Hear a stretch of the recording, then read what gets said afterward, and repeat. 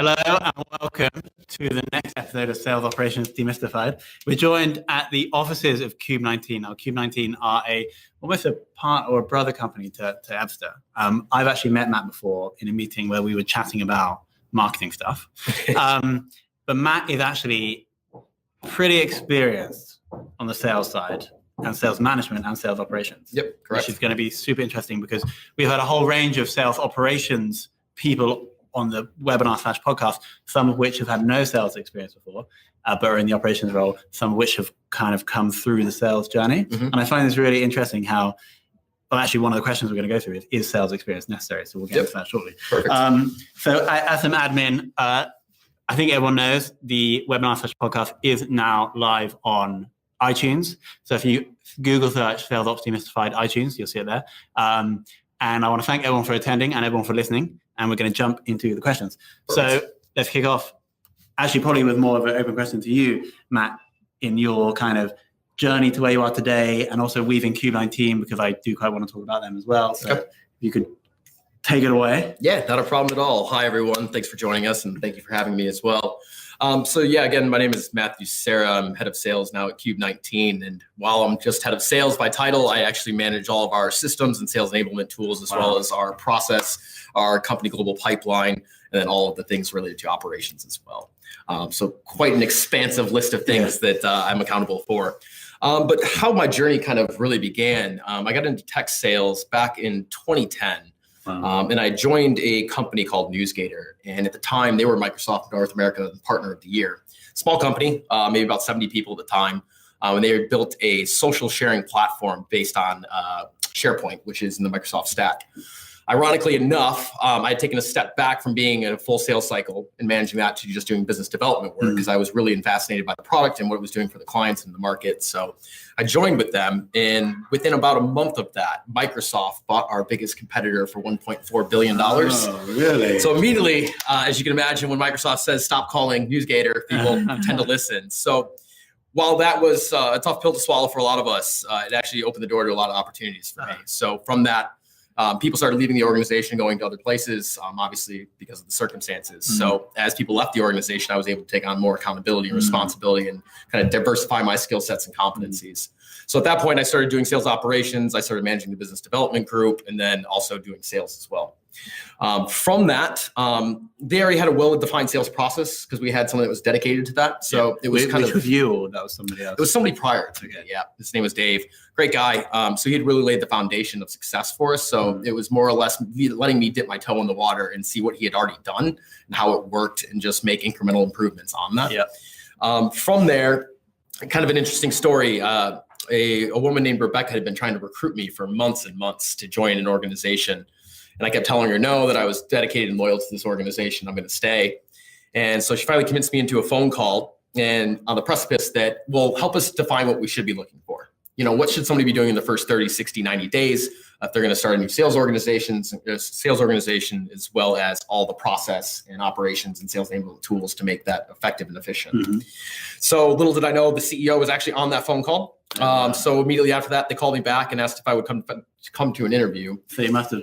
I guess so. Yeah. I've always been a very analytical and process-oriented person. Yeah. I always want to know the why behind what I'm doing, and I think that's critically important.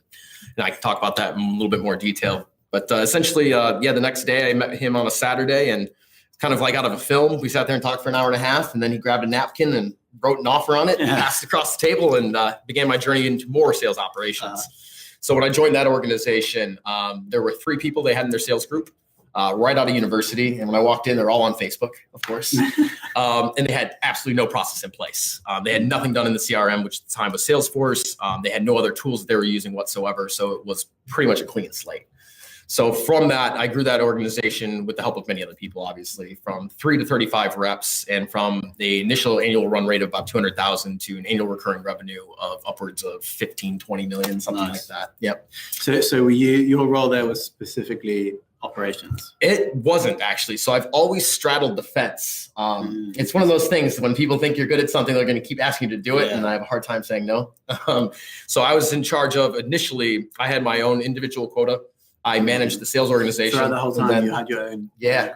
Cool. Well, halfway through the role, Okay. and then just managed the sales organization, both in terms of operations as well as sales enablement and leadership as well. Nice. Yeah.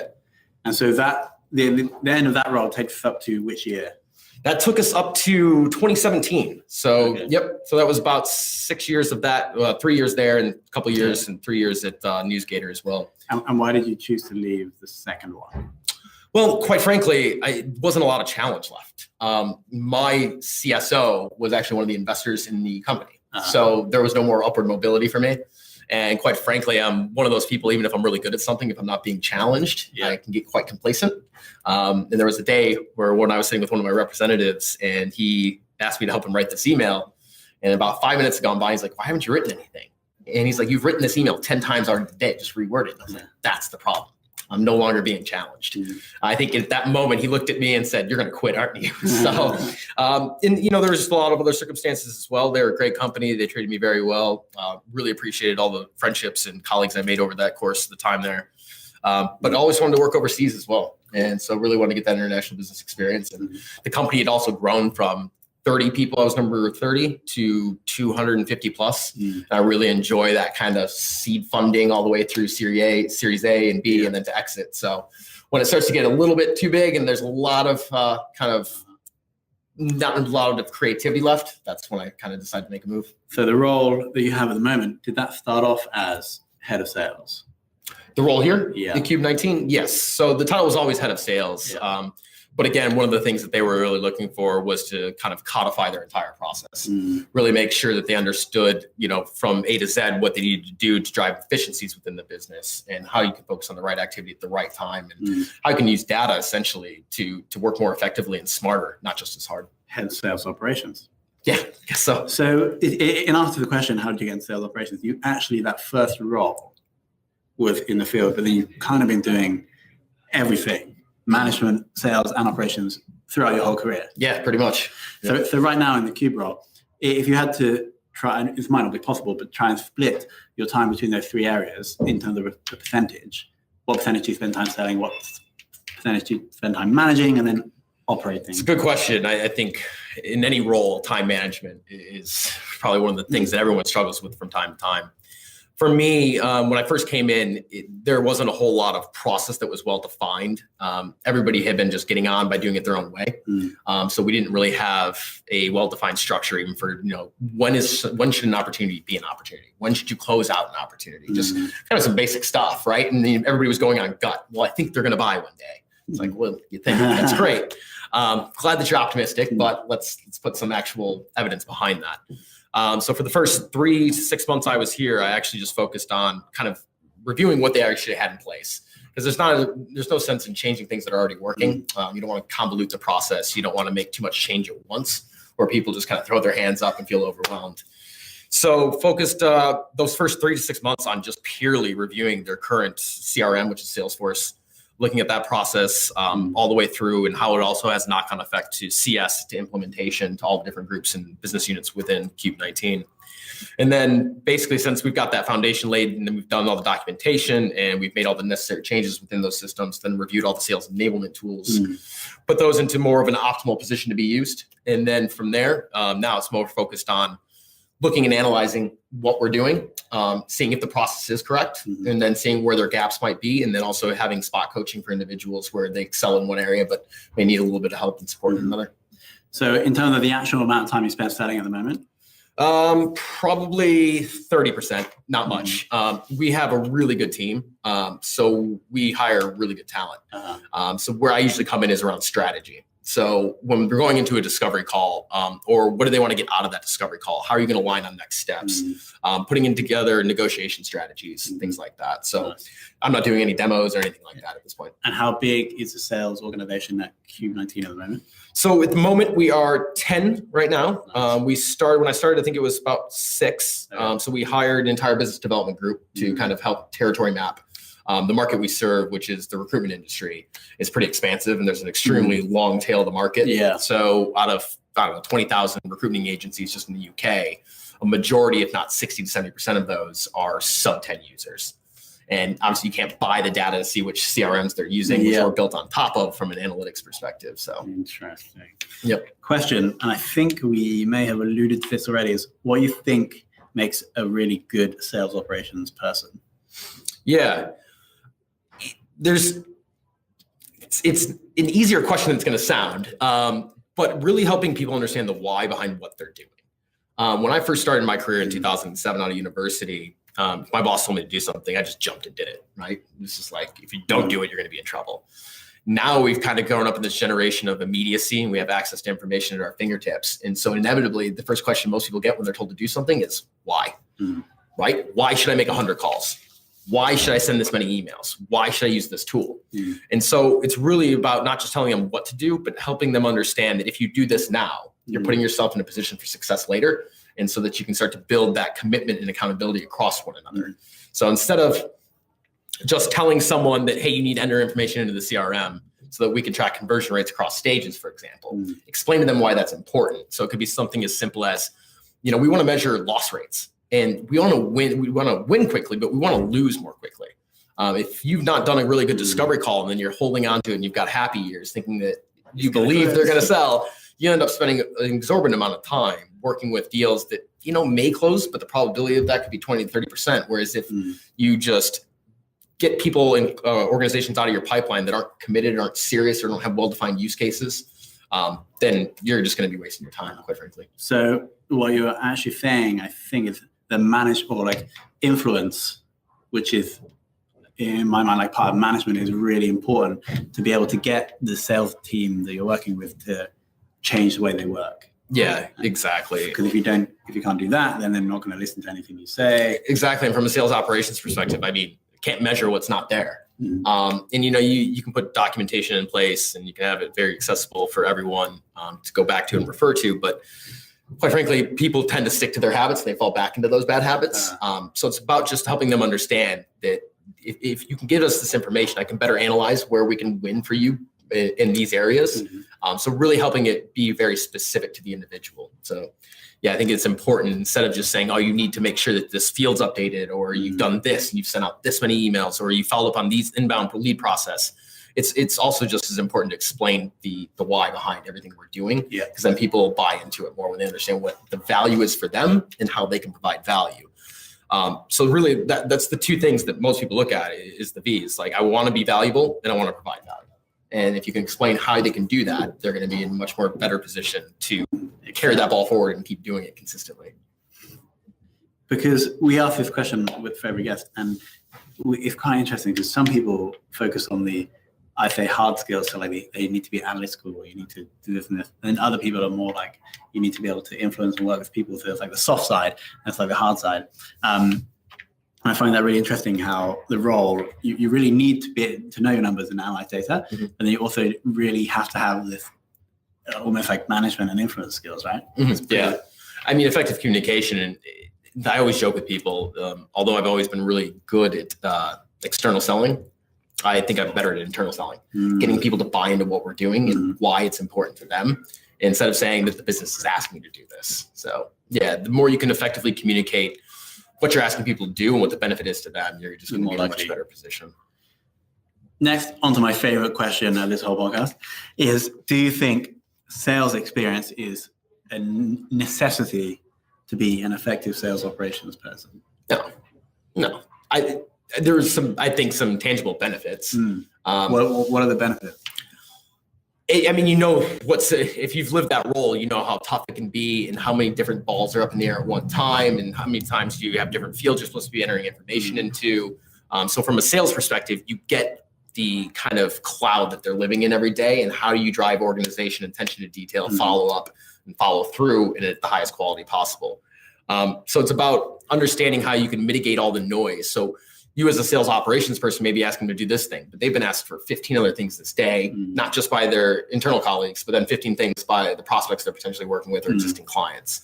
So one of the things I always do with people is, if they come and ask me for something, I'll say, more than happy to do that. Can you explain the use case? And if they can explain it and articulate it well, then I say, okay, here are the 20 things I have on my list right now. Where do you think this should fit in? And then we come to an agreement on how we can drive that together. But in the meantime, what should you be doing to kind of be self-sufficient as well? We get that as well with the marketing team, right? We have a Trello board because in the marketing team, everyone's like, yeah, you need to do this, and we're like, put in the Trello board and then we can process. So totally understand that. Yeah, so it's not just, sales ops is one of those things that you can, if you're analytical and you're process oriented, you can do really, really well. It's about salespeople are kind of a little bit crazy, to be honest, right? They have a different mindset. So it's about being able to get into that mindset. And so it can be useful to have almost been in that mindset before, e.g. have been in sales before, so you can understand that. But it's also not impossible to do the role without being able to understand it, even if you haven't done it before. Definitely not. Yeah. Okay, got it. Cool. Current or favorite? Actually, no. Let's do current tech stack that you guys are running. So part of our MarTech stack is, again, we're a business of sub 50 people. So obviously, as you get into large organizations, it's much bigger. So we currently use for our CRM, which is Salesforce. We obviously use Epsta for our email campaigns and integration into Salesforce to track all those activities, those metrics, and to do business development work, and basically manage the sales cycle and communication. We also use Gemini, which is a conference tool. Yep, really good tool. We use it for coaching as well. We can create playlists so that people can listen back to different segments of a sales process. We've even created an entire onboarding platform within that. So we just basically hand them the playlist and say, hey, start listening to a new hire. So you have, is that like extracts from real customer calls and notes or someone speaking about how it was good and why it was good? That's really cool. So you can just, whenever someone joins, you should send that to them. Yeah, that's really nice. We should link out to Gemini. Cool. Yeah, it's a good tool. And then we also use Cluster for our analytics. We've had Rory on the podcast. Nice. Yeah, he's a good man. He and Dan are so what do you use? What does Cluster do for you guys? So they do all of the analytics. So they read all the data that sits within CRM in our CRM Salesforce. So we have dashboards for each individual, for each team. In Cluster. So it sits on top of Salesforce and gives you more insights about what you were doing. Yeah, exactly. If anybody knows anything about any CRM, the reporting, look, you can get the information, but the biggest problems with data are either you can't get the information, I can get it, but I can't get it in real time, or I don't trust the quality of the data. And then every decision we make in sales operations is based off of flawed reasoning and flawed data, which means we're going to further exacerbate poor go-to-market strategies. So we use Cluster to help not just manage performance and set targets. We're not a very hit you over the head kind of business. We have targets of let's say 40 calls, but the real target is how many ops have you created in the business development group? How many of those have moved on to a certain stage within the process so they're sales qualified? From a sales perspective, it's, about the optionality in the pipeline, as I refer to it as. So, you don't want to have just a couple big deals in your pipeline. And, at varying stages, you want different size deals that have different velocities throughout the sales process. So, Cluster helps us read time and stage. They help us kind of any metric you really want. They can help surface for you and be able to kind of identify, where things are happening. So they do inflow and outflow too. So when you look at a new month and you're like, oh, I've got $1 million in the pipeline. Well, how much of that flowed and pushed from the last month and how much of it's still viable? Right. So really getting behind the information, which is key. Instead of just looking at a vanity metric, which is 1 million in the pipeline. Right. So use Cluster for that. We also use GetAccept for our e-signing, all of our contracts, and we track and measure all of that. We have LinkedIn Navigator as well, obviously for a whole host of reasons. And then a new one that we just implemented, should have been implemented a while ago. We are using now Vidyard, which is a video messaging tool. Nice. So it's probably the one I'm most excited about right now, just because it's kind of new. It's not new to me. I've been using their free version for a couple of years. And especially with what we sell, which is we sell growth analytics and data to recruiting industries or agencies. And what we find is that it's really hard to call someone up and say, what are your growth objectives? What are you looking to accomplish? And how are you using data to do that? And they're like, oh, well, we run reports. We're not a KPI business, but we track CV sent, first interviews. So you're a metric driven business. But I think for us, being able to show software to get them to be interested right then and there, it's gotten us a lot better engagement and a lot better conversion. So when we were still on the free trial, one of my sales representatives, Tom, he actually sent out a Vidyard, just complete pitch, 2.5 minutes, sent it out. The guy wrote back, great pitch, call me right now. Really? Right. So I think the Vidyard, just to jump in, allows you to do really sweet, fast screen recording videos with your face that you can ping It out. does. And then with the actual paid version, you can have libraries of content. So basically, I can carousel videos, I can gate them, I can have a call to action at the end of them. I can integrate it directly into our website within a microsite, essentially, so that they can transverse from my email that goes out. They click the link on the video. It'll have a personalized message from me. Then it'll roll into whatever you want. Maybe it's a use case we solve for. Maybe it's a customer testimonial. Maybe it's a product feature. I'm not a huge fan of showing product feature, but if you tie it to something, it can be useful. But essentially, then they go to the website, they watch this, and then they can click right into anything else about the organization. And we can track all that through Pardot, which is our marketing automation tool. All that information gets fed back into Salesforce, along with Epsta scores, along with everything else that we collect from these different tools. Got it. Yep. So your favorite out of all of those, your favorite one, or the one that's really like crushing for you at the moment?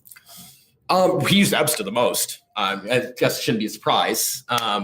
We do, so essentially what I have our business development group doing is they have 2 active campaigns running at all times. And anywhere, and I let them have some freedom with this.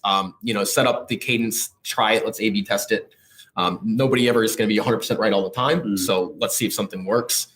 So we'll do a series of 3 to 5 emails that go out through Epsta, and in between those we have calls that are going out and following up on that. We also now are integrating the vidyard into Epsta. So when we send out an Epsta, the vidyard's right in there. It's just all automated. So from that perspective, and also because the industry in which we serve, none of these people have voicemails, emails. Best way to get hold of them. I mean, because we can call so many times and they're just so busy running around putting out fires or going to meet clients or whatever they might be doing that these managing directors and executives are rarely at their desks. So the best way for us to communicate is through email, and then within the email through video messaging. Nice. Yep. We touched on this earlier on the data quality piece. Yeah. What do you guys do around data quality, and how do you deal with data quality in the CRM? Yeah, so I'm laughing because we all know that that's a never-ending saga or battle. It's one of those things that, again, going back to explaining the why to people, why it's important that they do this.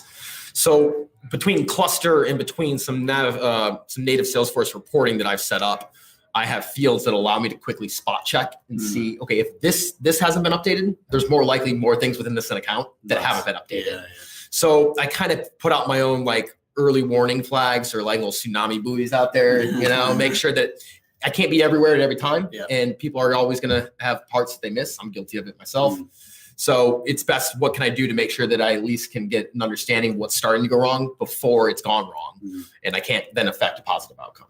Nice. So these are like specific reports you have in Salesforce that'll flag when on an account some field is not there. And that normally says to you that, okay, maybe there's other stuff missing, I should go in. Yeah, definitely. And usually it's as simple as creating a next step field on any opportunity.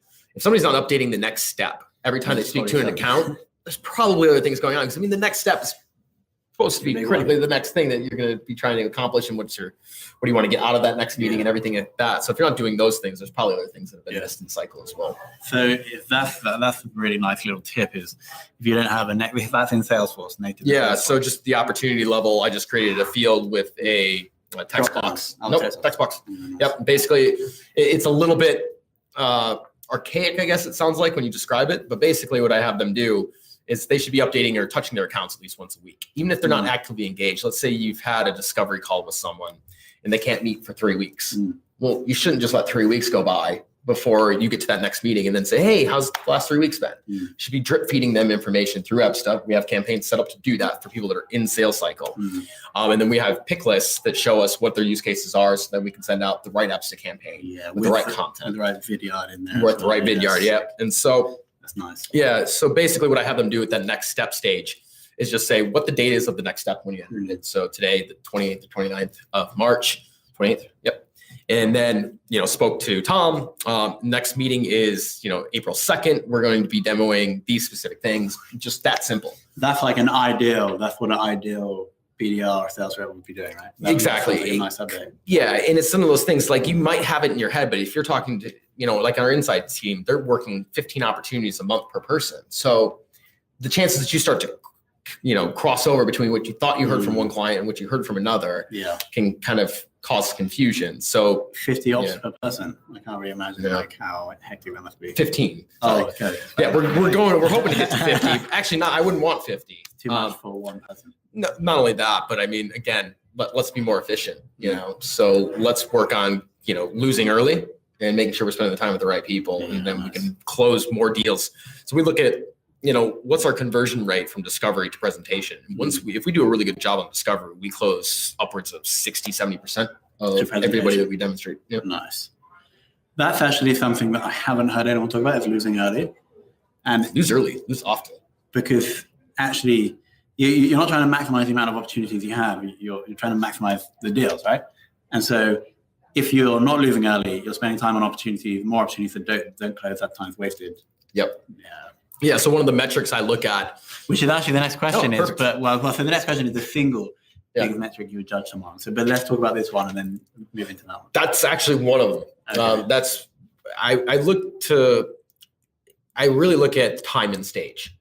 And the reason why I look at time and stage, and again, so basically you can't move to discovery until so we have qualifications, our first stage, then discovery. And then after that? Then after that, we have presentation, then solution development, and then negotiation, contract out, contract signed. Nice.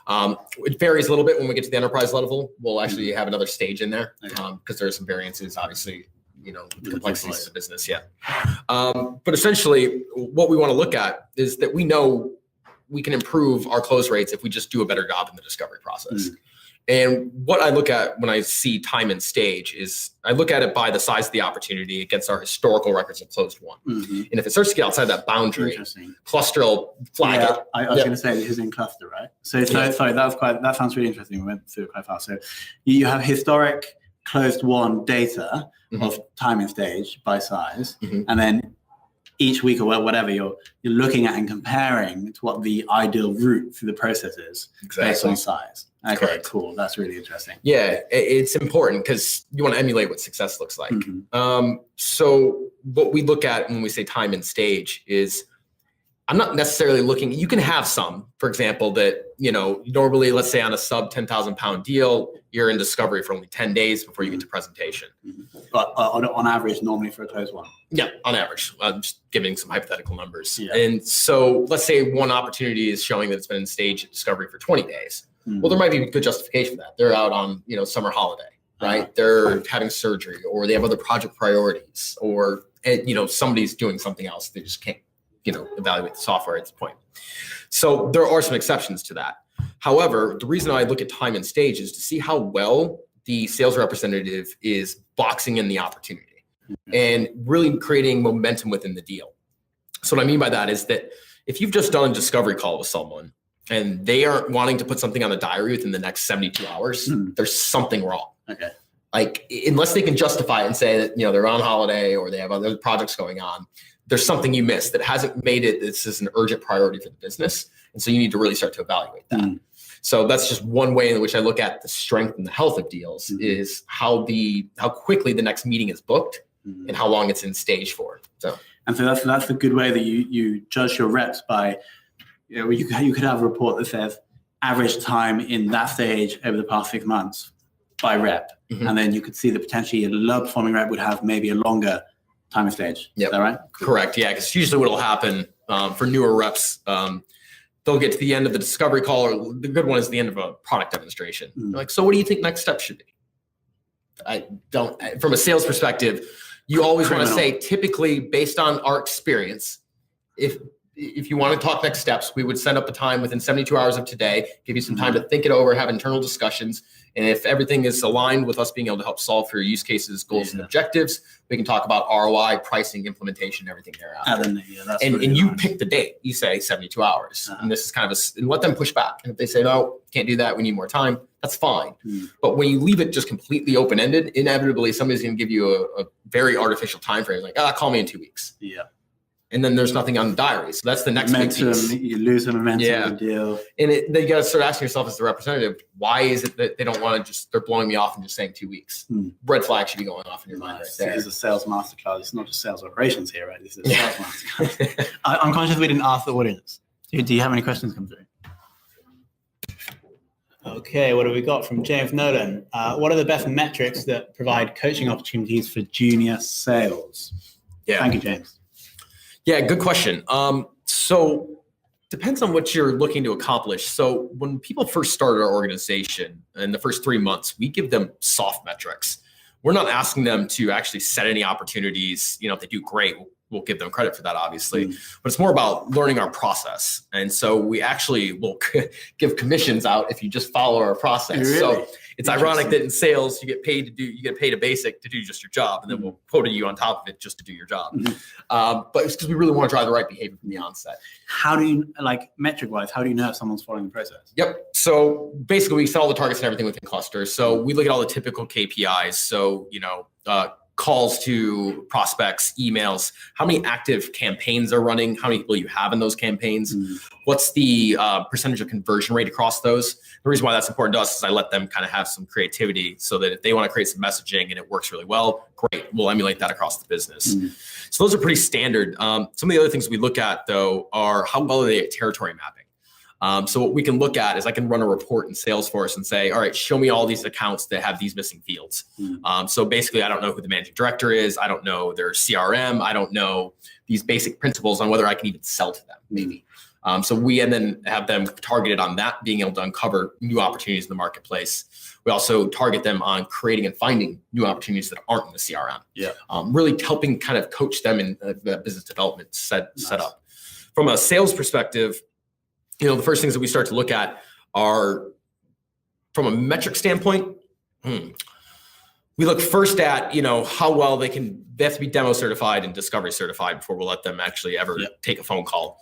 But what we're really looking for on those metrics is how quickly do they convert a discovery call to a presentation? Because time kills all deals, right?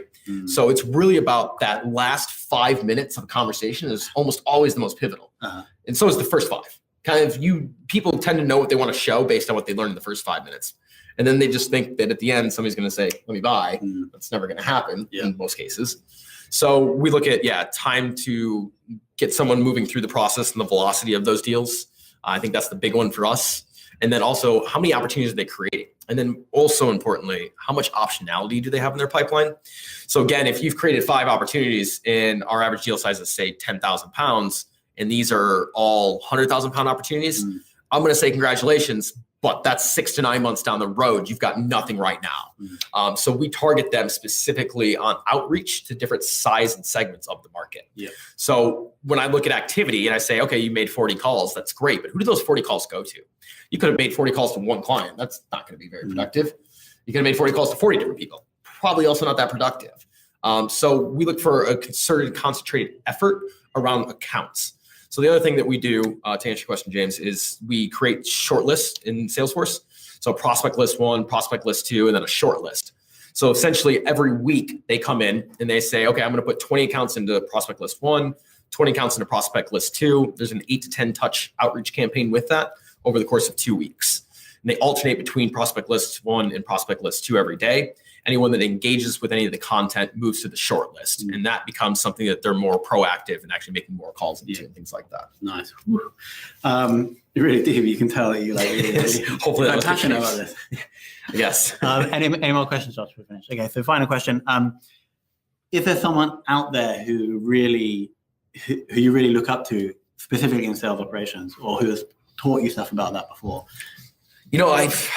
It's interesting because when I first got into sales operations, it was by way of people leaving the business. So I didn't have the mentor, but as I mentioned, Dave had already set up a really good process, and we were such a close-knit group of colleagues that I would call him up and I could still rely on him to be like, well, why did you do this? How do I make these changes? I literally taught myself Salesforce from looking at YouTube videos, which is scary for anybody to think that I have sysadmin rights and own our CRM. But I very cautious about what I do, and I make sure that if it is outside of my competencies, that I get someone else. But other than that, I really, honestly, for sales operations, relied on salespeople. I would go talk to them and be like, what do you hate the most? Nice. What do you like? And just seeing what they wanted and why, and understanding, and then telling them whether or not they were right, and we can make this more streamlined. But then I'd say in addition to that, there's a lot of good resources online, a lot of good people you can learn and connect with. Jake, he's a gentleman out here, Kairoya. What's his name? Sorry, Jake. Kairoya. Cool. I think we should have Jake line up for the podcast, maybe. Perfect. Yeah, he's a fantastic guy. He's really smart and switched on. So I actually been trying to schedule a lunch with him to pick his brain for a little while now.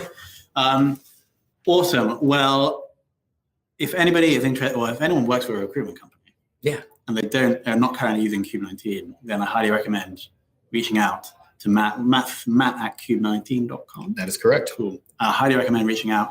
Thank you so much for coming on. I felt like I learned a lot about both sales. I love that spiel that you do at the end, and also sales operations. I really like the thing about using Cluster. Actually, shout out to Cluster for making a sweet tool, comparing what best in class for you guys, or like the normal flow is, and then using that to judge the deals in pipeline. We have a question. Okay, we have one more question. Jay, okay. Maybe we will, this looks like a big one. Jay is actually on the line. Yeah. Hey, Jay.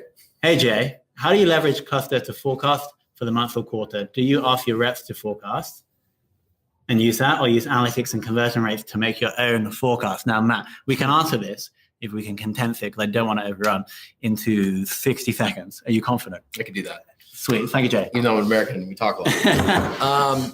Yeah, thanks, Jay. So yeah, we do it within Cluster. And yeah, I always have the team first take a stab at what their forecast is, both in terms of commits and best case on a month and quarterly basis.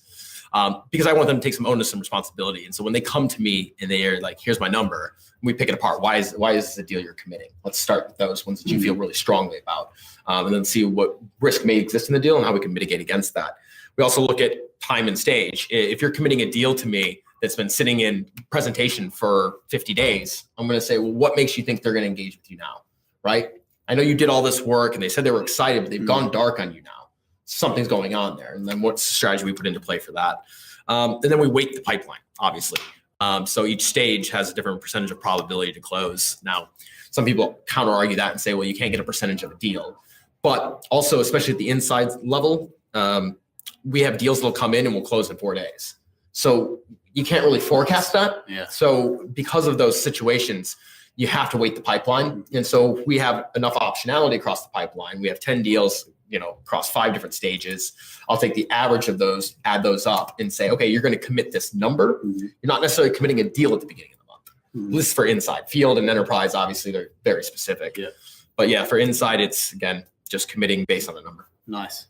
Awesome. We will finish that. I think that was that 60 seconds. I think so. Hope so. Matt, again, thank you so much. Anybody interested in Cube19, I will go to cube19.com, or I'll drop Matt an email, Matt at Cube19. Thank you so much for coming on. Yeah, thank you.